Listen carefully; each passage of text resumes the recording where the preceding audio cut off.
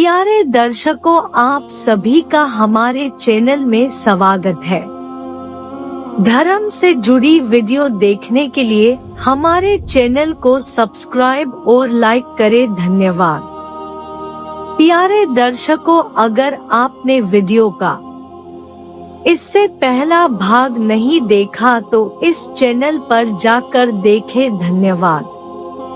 पिछली वीडियो में हमने देखा कि साखी राक्षसों की, और अब आगे हम यह दुआ करते हैं कि प्यारे दर्शकों के ऊपर वाहिगुरु कृपा करे।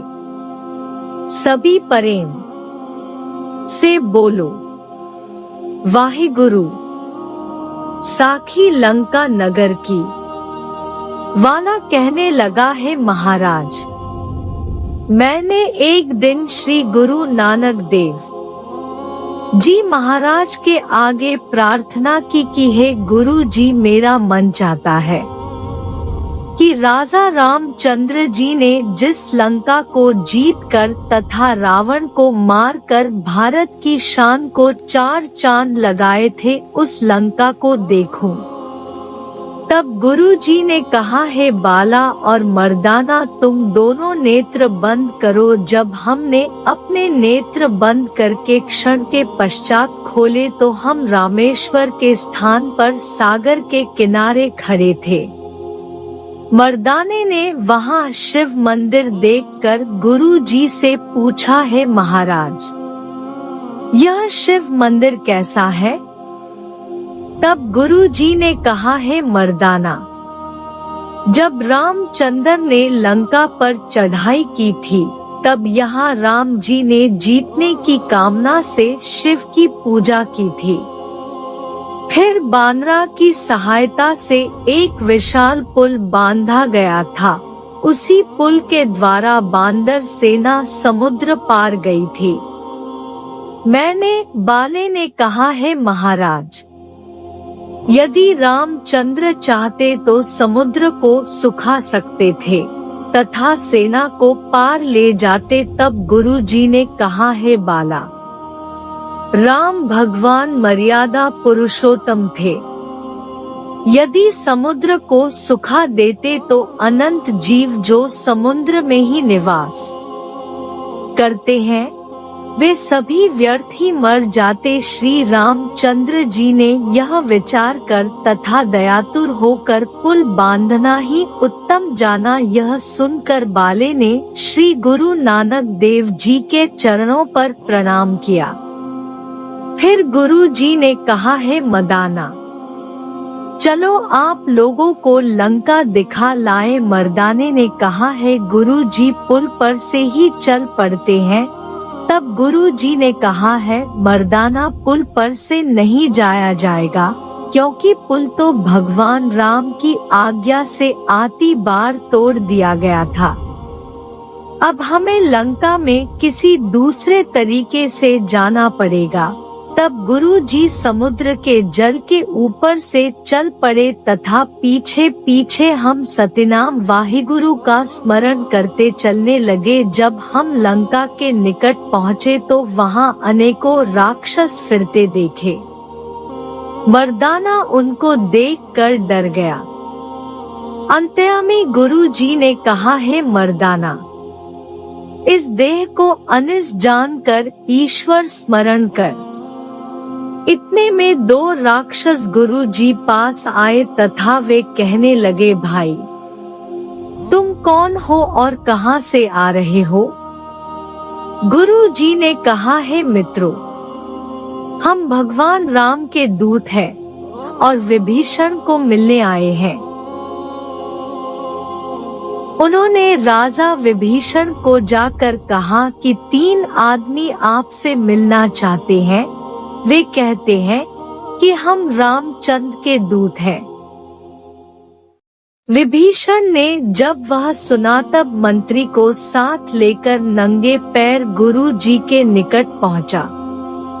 गुरु जी के चरणों में प्रणाम करके फल पुष्पादिक भेंट आगे रखे। तब गुरु जी ने कहा है, विभीषण जी, आप कब से राम भगवान से जुदा हुए हो?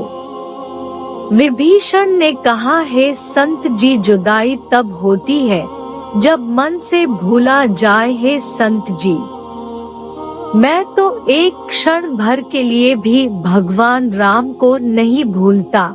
हे महाराज, जब मैंने राम भगवान के दर्शन किए तो मैंने यह समझा कि राज्य भोग आदि अंधकूप कर भांति है। प्रथम भेंट में भगवान ने कहा, आओ लंकापति। मैंने प्रभु से प्रार्थना की, है महाराज, मुझे राज्य का लोभ नहीं है। भगवान ने कहा, हे विभीषण, जब तुम पहले घर से चले थे तब तुम्हारे मन में राज्य पद की इच्छा थी। हे भक्तराज, हमारी यह मर्यादा है कि पहले किसी भक्त को जो प्रथम कामना हो उसे पूर्ण करते हैं, पीछे निष्कामना प्रदान करके उसे मोक्ष का अधिकारी बनाते हैं। तब मैंने भगवान राम के चरणों पर प्रणाम किया। तब गुरु जी कहने लगे, हे विभीषण, आप धन्य हो तथा आप चिरायु हो और जीवन मुक्त हो। तब विभीषण ने कहा, हे संतबर, परमात्मा में और संतों में कोई भी भेद नहीं होता, इसलिए आप परमेश्वर रूप है। आप कृपया मुझे ऐसा उपदेश करो जिससे मेरी आत्मा को शांति प्राप्त हो। गुरु जी फरमाने लगे, है भक्तवर समुद्र रूपी भवजल है जिस पर संतों के प्रवचन पुल के समान है। अविद्या रूपी लंका को प्रभु ने लूटा। राम ने क्रोधाधिक दुष्टों को मारा तथा नाम रूपी गरुड़ ने मोह माया के सांपों को हनन किया है। नाम की महिमा यह है कि पत्थर हृदयों को नाम के महामंत्र ने तार दिया है। हे राजन, तुमको तो राम रूपी गुरु प्राप्त हुए हैं, उन्हीं का बताया परमात्मा के नाम का महामंत्र है। उसी के द्वारा तुम्हारा कल्याण हुआ है तथा उसके ही द्वारा तुम्हें मोक्ष पद की प्राप्ति होगी। मैंने तुम्हारे सामने यह अध्यात्म विचार रखा है। आशा है कि यह विचार तुम्हारे मन में शांति का संदेश लेकर जाएगा। यह सुन विभीषण ने गुरु जी के चरणों पर प्रेम से नमस्कार किया। बाले ने कहा, है भगतराज, यहाँ लंका में सुना है कि वीर हनुमान जी रहते हैं। तब विभीषण ने कहा, है महाराज, हनुमान जी तो रावण की चिखा के ऊपर ही बैठे रहते हैं। यदि आप कहो तो मैं उनको बुला लाता हूँ, परंतु उसने भगवान राम रूप को नमस्कार करना है और किसी के आगे उसने अपना शीश नहीं झुकाना।